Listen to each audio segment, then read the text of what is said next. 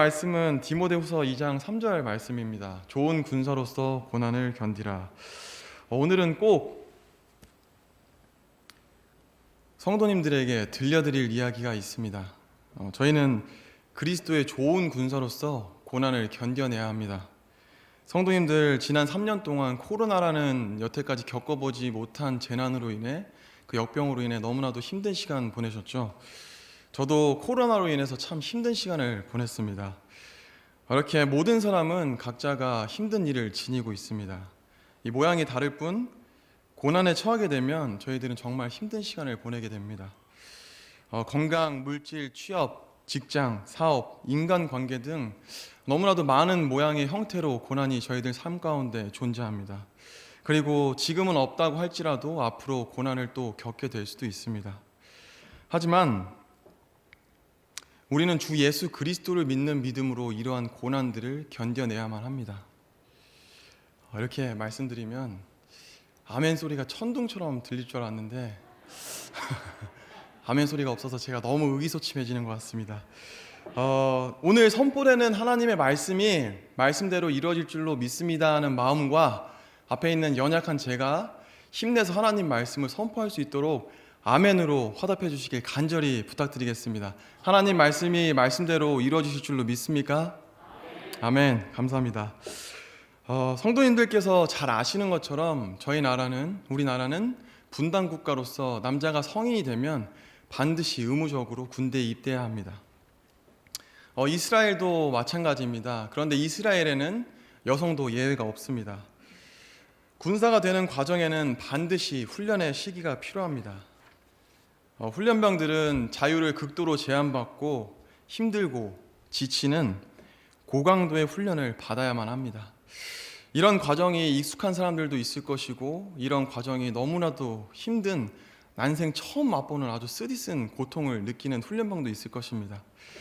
신체적, 정신적인 한계로 인해서 훈련 중간에 낙오하거나 포기하는 일부 훈련병들도 있겠지만, 대부분의 훈련병들은 군대에서 준비하는 1년의 훈련 과정을 잘 마치고 비로소 계급을 달게 됩니다. 전쟁에 나가서 싸울 수 있는 정식 군인이 되었다는 의미입니다. 이와 같이 훈련은 군인이 되기 위해서 반드시 필요한 것입니다. 군대는 매우 특별한 곳입니다. 정말 많은 사람들이 모이는 곳인데요. 이기적이고 아무런 이유 없이 후임병들을 괴롭히는 선임들, 그리고 자신의 임무를 망각하고 탈영하는 등 정말 여러 가지 형태의 사람들이 모이는 곳입니다. 왜 그들은 군인 신분임에도 불구하고 이렇게 탈영하고 자신이 해야 할 일을 망각하는 것일까요? 그들은 지금 자신이 나라의 부름을 받고 군복무를 하고 있다는 것을 잊었기 때문입니다. 자신이 왜 지금 군대에 있는지를 모릅니다.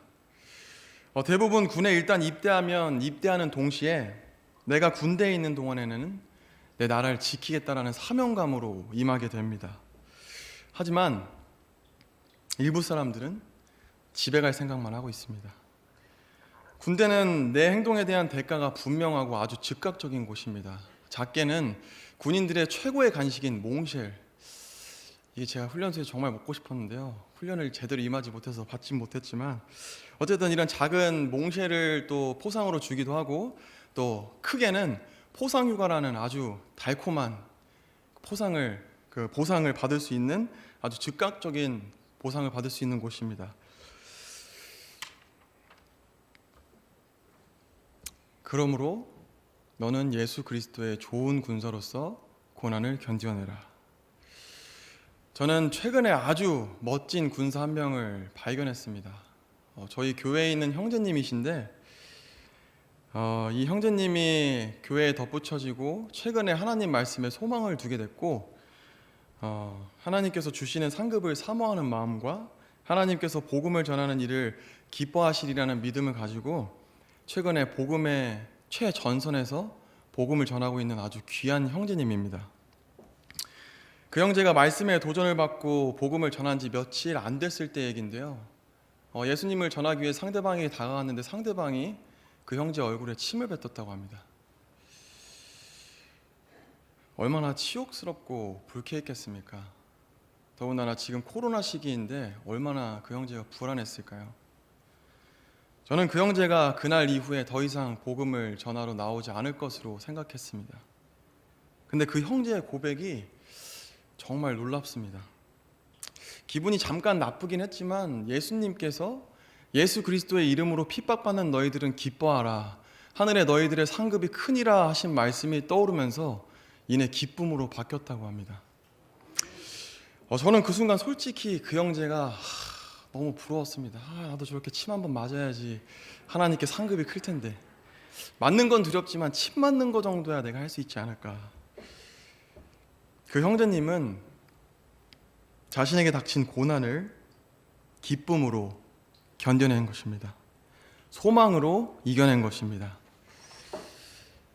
여기 보이는 이 사진은 사막에서 지뢰를 밟아서 혼자 사막에 남아서 구조대가 올 때를 기다리는 중에 모래폭풍이 와서 자신이 가진 무기를 손과 땅에 고정한 채로 고난을 견뎌내고 있는 장면입니다. 이 사람은 자신에게 오고 있다는 그 구조대가 올 것을 확신했고, 그리고 삶에 대한 목표, 살고자 하는 목표와 방향이 확실했기 때문에 자신에게 닥친 이 고난을 견뎌낼 수 있었습니다. 우리 예수님 반드시 오십니다. 그날까지 우리도 이런 좋은 군사들처럼 고난을 견뎌야 할 줄로 믿습니다. 하나님께서 말씀하시는 좋은 군사는 그럼 어떤 군사일까요? 앞서 소개했던 형제처럼 자신에게 당면한 고난을 견뎌내는 군사가 좋은 군사입니다. 이 세상에 절대 타고난 좋은 군사는 없습니다. 어렵고 힘들지만 고난을 견뎌냈을 때 좋은 군사가 만들어지는 것입니다. 고난을 견뎌냈을 때 우리는 예수 그리스도의 좋은 군사가 될 수 있습니다. 목표가 분명한 군사는 고난을 견뎌내는 군사입니다. 성경에 본이 되는 여러 인물들이 있지만 제가 가장 사랑하는 예수 그리스도에 대해서 먼저 살펴보도록 하겠습니다. 예수님은 하나님의 아버지의 뜻을 행하고자, 그 뜻을 완전히 이루시고자 이 땅에 오셨습니다. 하나님인 예수님께서는 우리의 모든 죄를 용서하시고 인류를 구원하시기 위해 자신이 해야만 하는 일을 끝까지 다 이루시기 위해서 멈추지 않으시고 물러서지 않으셨습니다. 그리고 십자가 위에서 다 이루었도다라고 당당하게 고백하셨습니다. 하나님이신 예수님에게도 이 일은 결코 쉬운 일이 아니었습니다. 마태복음 26장 38절 스크린에 떠 있는 성경 말씀 제가 읽도록 하겠습니다. 이에 그분께서 그들에게 이르시되 내 혼이 심히 슬퍼 죽을 지경이니 너희는 여기 머물러 나와 함께 깨어 있으라 하시고 조금 멀리 가사 얼굴을 대고 엎드려 기도하여 이르시되 오 내 아버지여 가능하시거든 이 잔을 내게서 지나가게 하시옵소서. 그러나 내 뜻대로 하지 마옵시고 아버지의 뜻대로 하옵소서 하시고는. 잠시 후면 어떤 고통과 고난을 당해야 할지 아셨던 예수님은 모든 고난을 피할 수만 있다면 피하고 싶으셨습니다. 예수님이 피하고 싶다는 고백을 하실 수밖에 없을 정도로 십자가의 고통은 인간이 견딜 수 있을 만한 만만한 고통이 아니었습니다. 십자가를 피하고 싶은 유혹에 만일 예수 그리스도께서 그날 넘어지셨다면 이 자리에서 구원의 기쁨으로 감사함으로 예배드릴 수 있는 분은 단 한 사람도 없었을 것입니다. 십자가의 고난 앞에서 심히 슬퍼 죽을 지경이셨던 예수 그리스도는 땀방울이 핏방울이 되도록 간절하게 기도하셨습니다. 그리고 그 십자가를 짊어지셨습니다. 십자가를 짊어지고 골고다 언덕으로 올라가실 때 우리 예수 그리스도께서 얼마나 고통스러우셨을까요?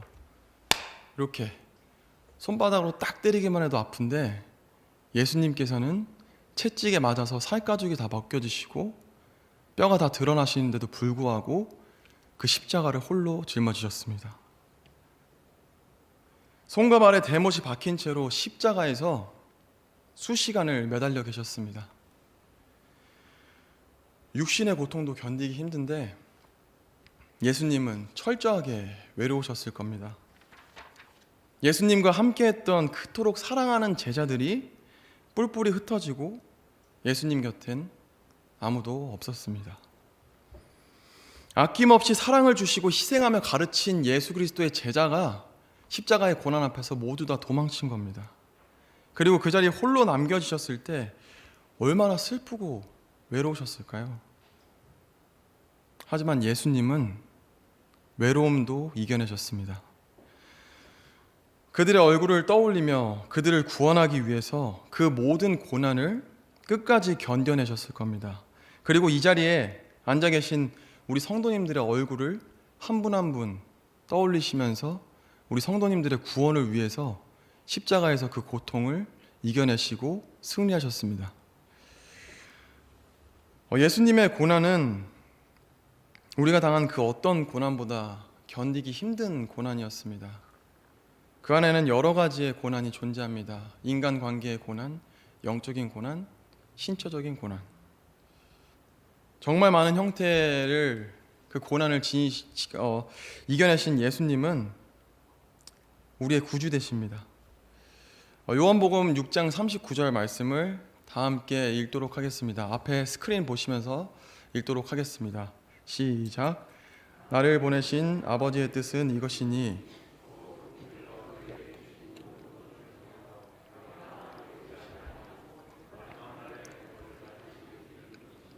아멘.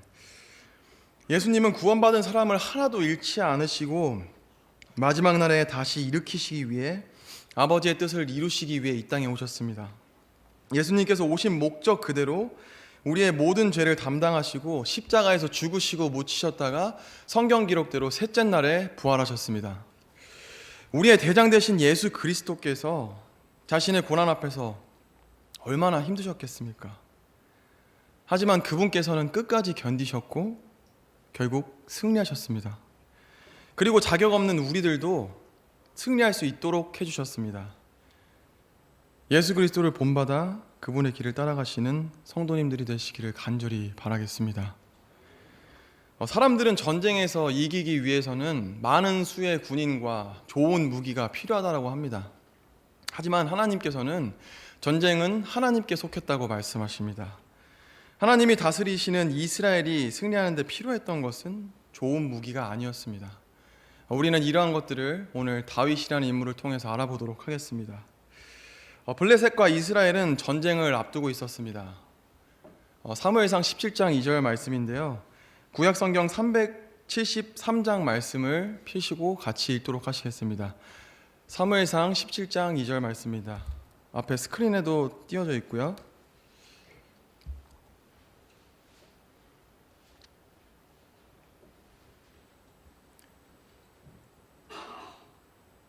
다 찾으셨으면 함께 읽도록 하겠습니다. 시작.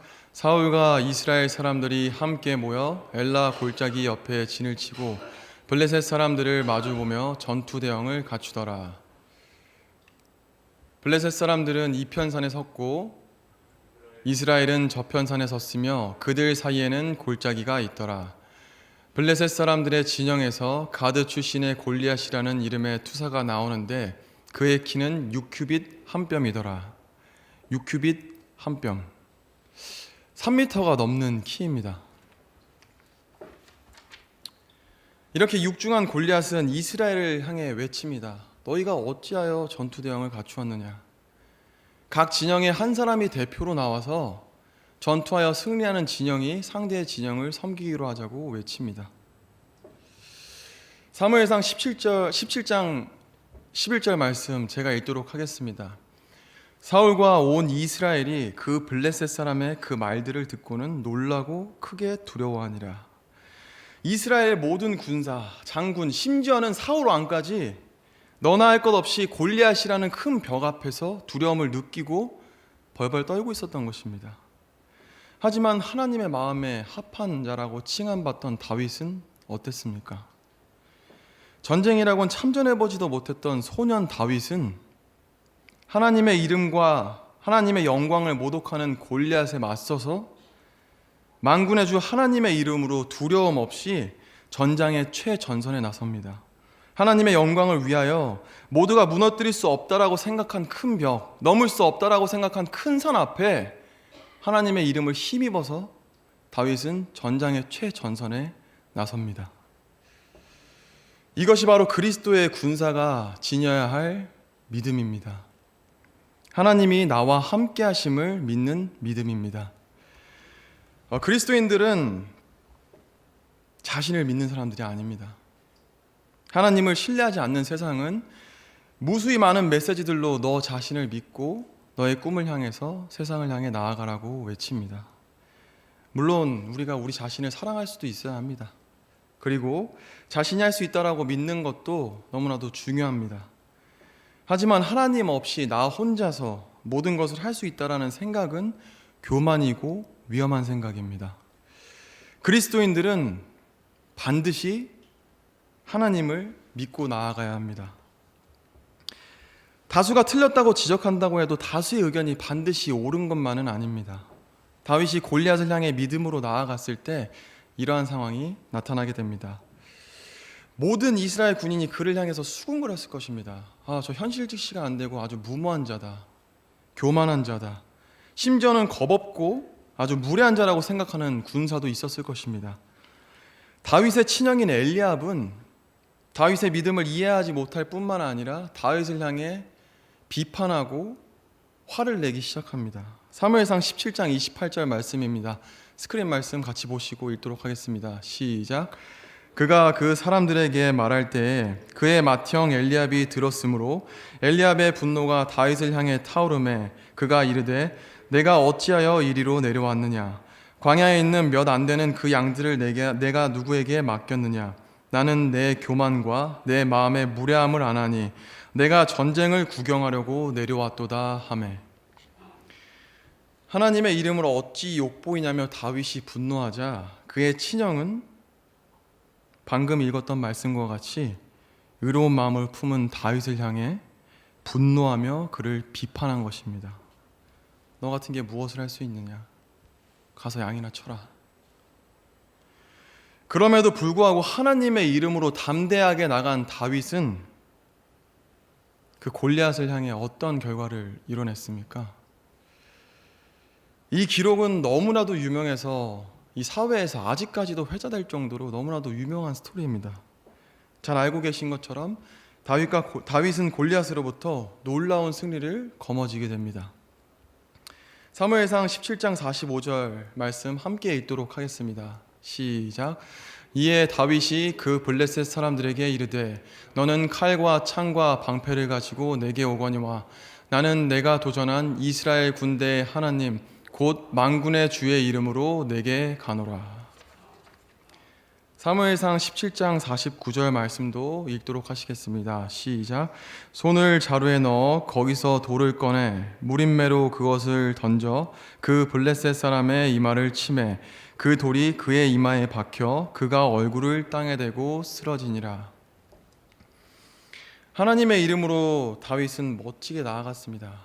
그리고 단 한 번 돌을 던져서 아무도 나서지 못하고 이길 수 없을 것이라고 했던 골리앗을 무너뜨립니다. 오늘날에도 우리가 예수님을 믿고 세상을 맞서 나아갈 때 이러한 일들이 일어날 수 있다는 것을 우리는 오늘 성경 기록을 통해서 배울 수 있어야 합니다.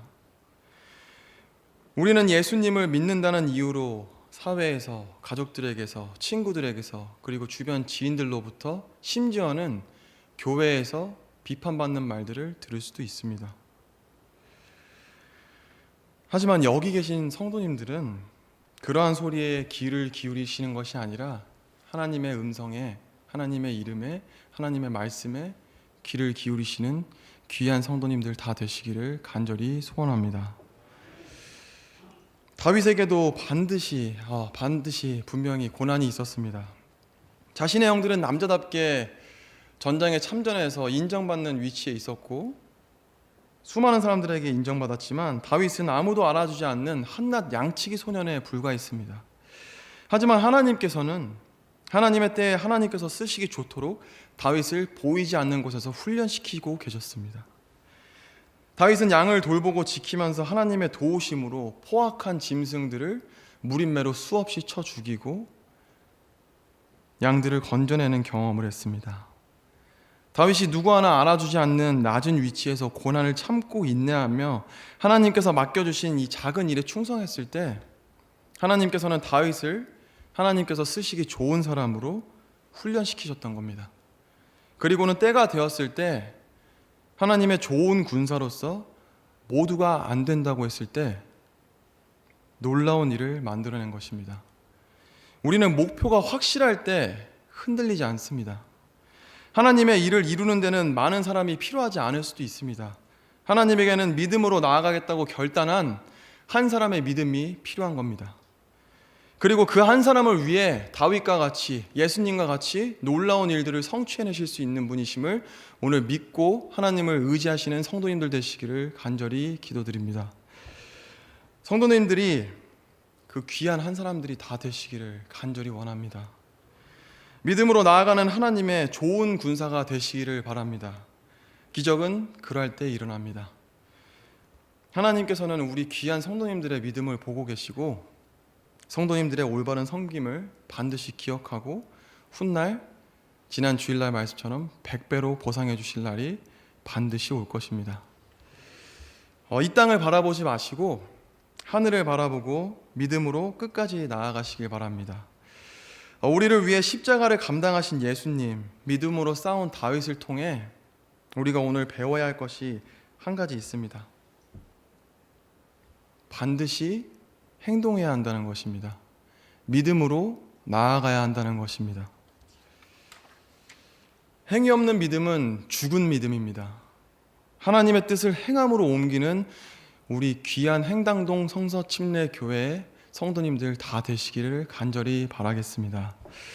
여러분의 믿음은 죽은 믿음이 아니라 살아있는 믿음으로 만드시길 바랍니다.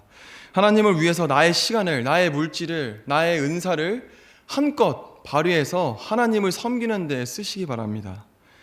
다 함께 스크린에 있는 말씀 읽도록 하시겠습니다.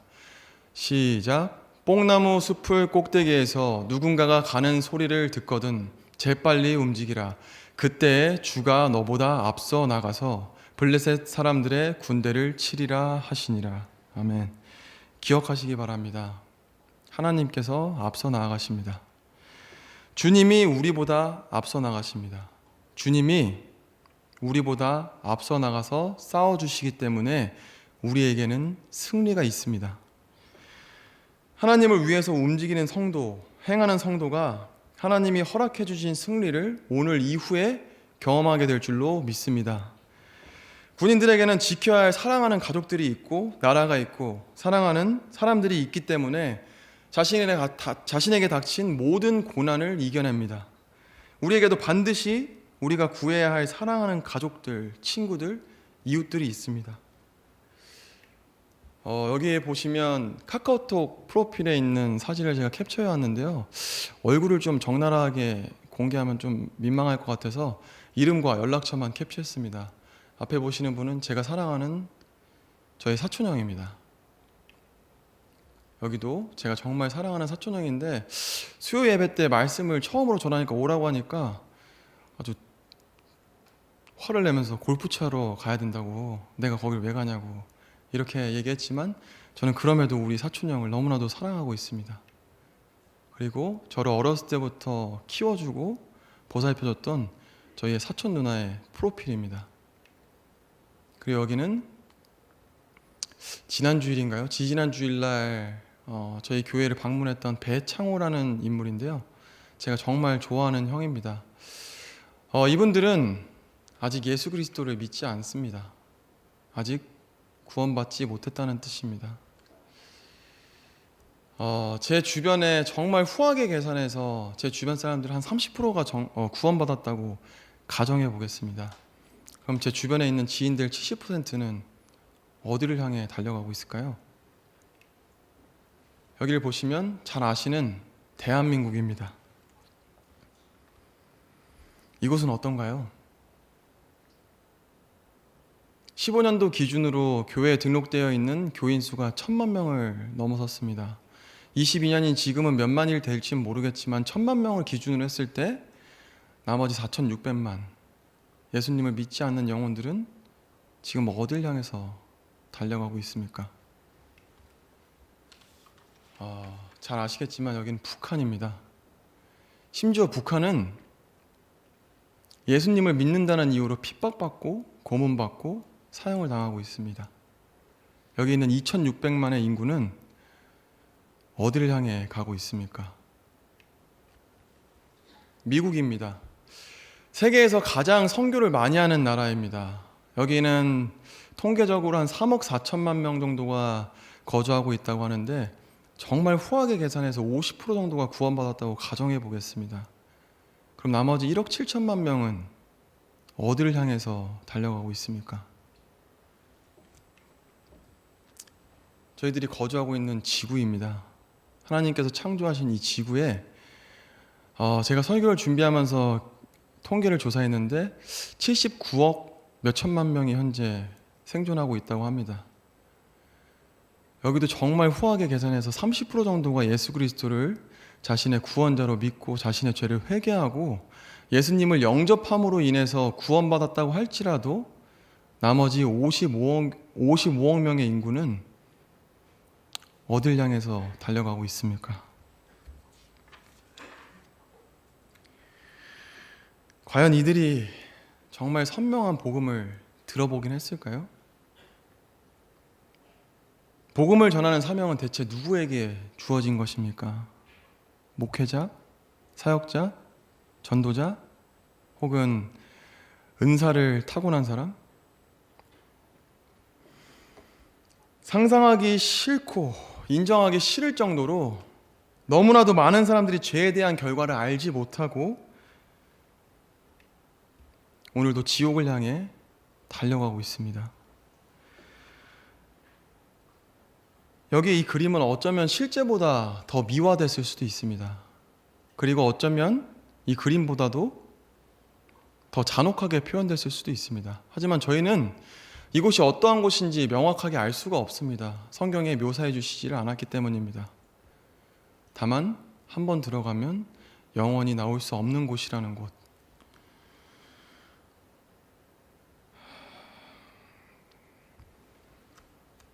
이 고통뿐인 지옥을 많은 영혼들이 가지 않도록 저희가 복음을 전해야만 합니다. 앞에 있는 차트는 인간이 느끼는 가장 큰 고통 순위를 나열해 놨습니다. 눈치채셨겠지만 첫 번째 순위는 자결통입니다. 몸에 불타는 고통입니다. 우리는 상황의 심각성을 깨달아야 합니다. 구원받지 못한 영혼이 어디로 가게 되는지, 그것은 내가 할 수 있는 일이 아니라는 생각, 누군가는 하겠지라는 생각, 이러한 생각을 할 수 있는 영역이 아닙니다. 하나님께서는 우리 모두가 복음을 전하라고 사명을 주셨고 부활할 당시에 모든 제자들에게 예수 그리스도를 증거하라고 명령하셨습니다. 복음을 전하는 것, 그리고 수치와 부끄러움을 감당하는 것은 절대 은사적으로 타고나는 것이 아닙니다. 누가 수치와 부끄러움을 감당하는 것을 가지고 태어나겠습니까?